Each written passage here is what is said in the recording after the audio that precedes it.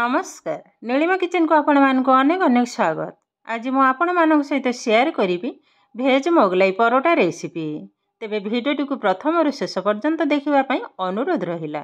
तेबे चलंतु ना आ डेरी करिबानी आरंभ करिबा आज रही भेज मोगलाई परोटा रेसिपी। मोगलाई परोटा तैयारी करिबा पई आमको दरकार प्रथमे मैदा। मु एठी 1.5 कप मैदा नै जे ताको भलो भाबरे चले नै जे। देखंतु एकदम सुंदर भाव चले नहीं। आधे मिसई नवा 1 चामच अमूल टा पकेले यार फ्लेवर टा किंतु बहुत सुंदर आसीबा। एबे गोळे नवा भल भाव एबे दे दबा स्वाद अनुसार लुण टाको मध्य मिसई नवा। एबे आधे मु 3 टेबल स्पून घी ताको मध्य पके नेली। घी टाको मु टिके मेल्ट कर नैथिली। एबे भल भाव घी एवं मैदा को मिसई नवा। मयन टा टिके जेमती भल हबा। देखंतु मिश्रण टा हमर रेडी हे गलानी। एबे आटा टाको चकटी नवा। ता पई मु एठी नेची खीर। खीर रे किंतु चकटा रुटी टा चकटले मोगलाई परोटा रो टेस्ट किंतु बहुत सुंदर आसे। देखंतु अल्प अल्प खीर सहायतार आटा टाको भल भाव किंतु चकटी नवा। एबे आटा टाको मत मु चकटी नै जे। देखंतु जेमती हमारा नॉर्मली रुटी चकटा जाए आटा ठीक से ही भले भाव ही चकटी नै जे। एबे भल भाव टिके गोल कर नबा। एबे कवर करी साइड रे रखि नेबी। तारि भितरे मसलाटा बा पुरोटा मु तैयारी कर नेबी। एठी मसला तैयारी करिबा पई देखंतु मु किछि सामग्री नै जे। गाजर गोटे गाजर को मु ग्रेड कर नै जे। फूलकोबी 2 पाखड़ा फूलकोबी ताकू मध ग्रेड कर नै जे। गोटे छोटो साइज रो कैप्सिकम ताकू छोट छोट आकार काटी नै जे। किछि ग्रीन मटर नै जे ताकू सिझाई नै जे। देखंतु 2टा छोटो साइज रो आलू ताकू मध सिझाई नै जे। ताकू चकटी नबा। ए हमर परिबा आ मसला पई देखंतु स्वाद अनुसार लूण, धनिया पाउडर, जीरा powder, curry powder, Lanka powder, हल्दी पाउडर, चाट मसला एवं गरम मसला। तेबे आरंभ करिबा। तो गैस ऑन करी कड़ी बसै नेली। एबे 1 चामच तेल पके नेले। तेलटा भल भाव गरम होला परे दे दबा जीरा। जीराटा भी भल भाव फुटी हे गलानी। एबे 2टा कंचा लंका ताकू चुनचुनिया करे काटी रखी थिले ताकू पके नेले। एबे दे दबा कैप्सिकम। ए 2टा जिंस ए भाजी नबा। गैस रो फ्लेम को लो टू मीडियम रे ही रखी जे। ये किंतु आधा सिझी हे गलानी। देखंतु एबे आधे पके नबा गाजर फूलकोबी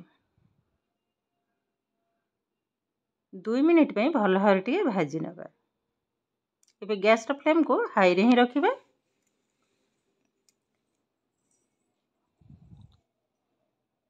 एबे देखंतु परिबाटा हल्का सिझी हे गलानी। एबे आधे मसला पके नेबे। सब जाक मसला पके नेबे। एबे मिसई नबा। एबे किंतु गैस रो फ्लेम को पुणी मीडियम रे ही रखिबा। जेतु मसलाटा मु पके नै जे।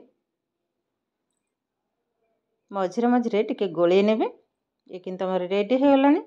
एबे सिझा आलू को पके नबा। मु टिके हल्का टिके चकटी नै जे। ग्रीन मटर को मध पके नेबे। ग्रीन मटर को मध हल्का टिके चकटी नै जे। बस एबे भल भाव किंतु सब जाक मिसई नेबे। 1 मिनिट पे आउ टिके भाजी नबा।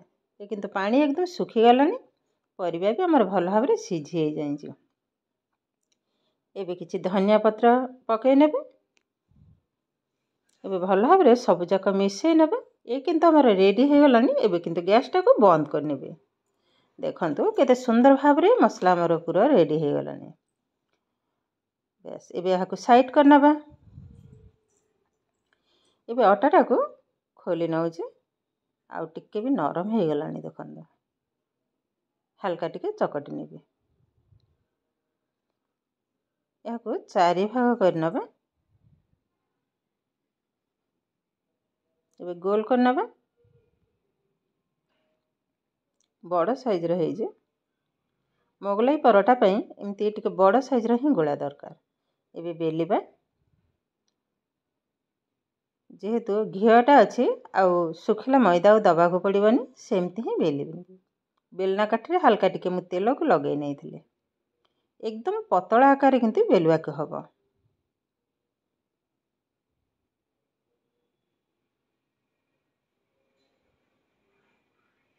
जेतटा संभव टिके बड़ करने। एबे देखंतु बेलाटा भी हमर रेडी हो गलानी। केतेटा पतला हेची टिके उठेकी देखौची। देखंतु एई भली भाबरे ही हबो। एबे पूरा को रखि नबा मझिरे।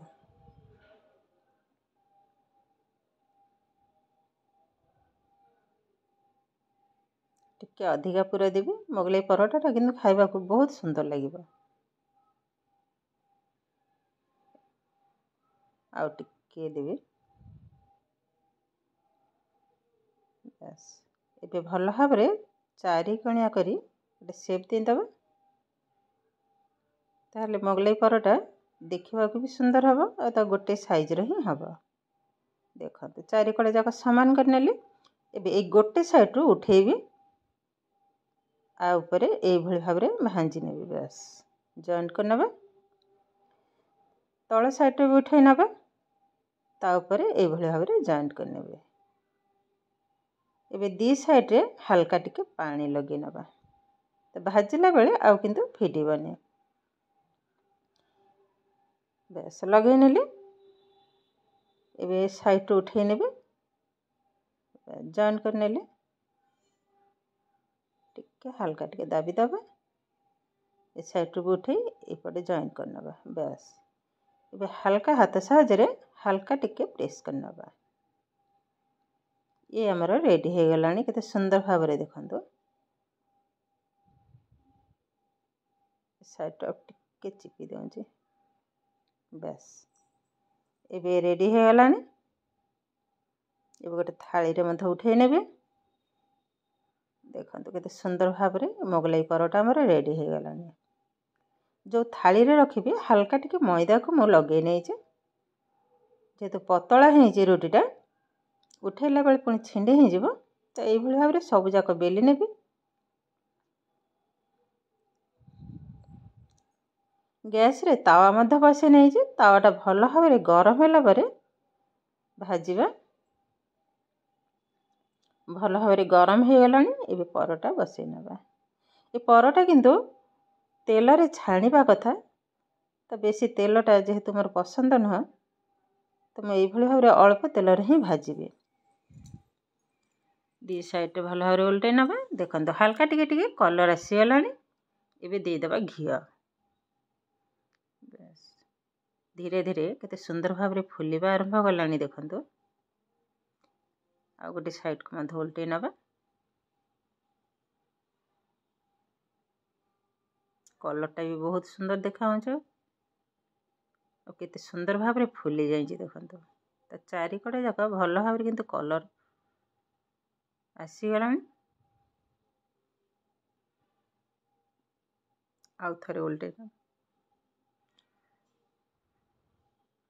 केते सुंदर भाबरे हमर मोगलाई परोटा किंतु रेडी हो गलानी।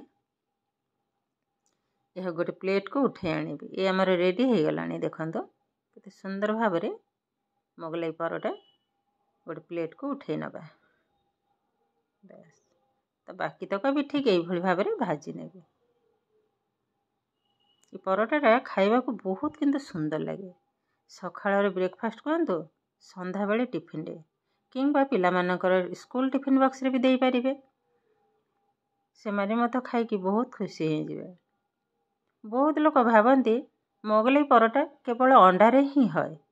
किंतु सेटा किंतु भूल कथा। खाली जो अंडा रे हबो ता नहे। एमिति परिवा पकई मध मोगलाई परोटा तैयारी करिवे। देखिबे आर टेस्ट भी मध बहुत सुंदर आसीबो।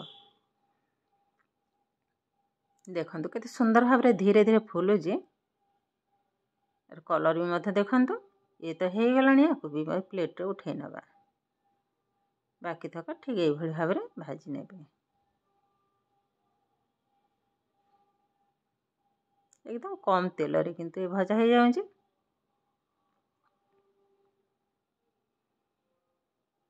ଯେହେତୁ ଅମୁଲ ପଡ଼ିଛି, କ୍ଷୀର ପଡ଼ିଛି, ପାଣି ତ ଜମା ମୁଁ ପକେଇନି, କେବଳ କ୍ଷୀର ହିଁ ଚକଟା ହେଇଛି। ଆର ଟେଷ୍ଟ କିନ୍ତୁ ବହୁତ ସୁନ୍ଦର ଆସେ। ଦେଖନ୍ତୁ କେତେ ସୁନ୍ଦର ଭାବରେ ଫୁଲି ଯାଉଛି। ସବୁ ଯାକ ମୋଗলাই ପରଟା ବହୁତ ସୁନ୍ଦର ଭାବରେ ଫୁଲିଛି। ଏବେ ହେଇଗଲାଣି। ତ ଏଇଭଳି ଭାବରେ ସବୁଯାକ ମୋଗলাই ପରଟା ମୁଁ ତିଆରି କରିନେଲି। ପ୍ଲେଟ୍କୁ ମଧ୍ୟ ଉଠେଇ ଆଣିଲି। ଦେଖନ୍ତୁ କେତେ ସୁନ୍ଦର ଦେଖାଯାଉଛି। ତାର କଲର୍ଟା ବି ମଧ୍ୟ ଦେଖନ୍ତୁ, ବାସ୍ନାଟା ବି ବହୁତ ସୁନ୍ଦର ଆସୁଛି। ଆ ଦେହରେ ଅମୁଲ ପଡ଼ିଛି, କ୍ଷୀରରେ ଚକଟା ହେଇଛି, ପୁଣି ଘିଅରେ ଭଜା ହେଇଛି। ବହୁତ କିନ୍ତୁ ସୁନ୍ଦର ଦେଖାଯାଉଛି ଆଉ ବହୁତ କିନ୍ତୁ ସଫ୍ଟ ବି ହେଇଛି। ଉଠେଇକି ଦେଖାଉଛି, ଦେଖନ୍ତୁ କେତେଟା ସଫ୍ଟ ବନେଇଛି। ବହୁତ ସଫ୍ଟ ହେଇଛି। ଏବେ ଭାଙ୍ଗିକିରି ଦେଖାଉଛି ଭିତରଟା କେମିତି ହେଇଛି ବୋଲି। ଦେଖନ୍ତୁ କେତେଟା ସଫ୍ଟ ହେଇଛି ଆଉ ପୁର ବି ସବୁ ସାଇଡ଼୍ରେ ମଧ୍ୟ ଭଲ ଭାବରେ ଲାଗି।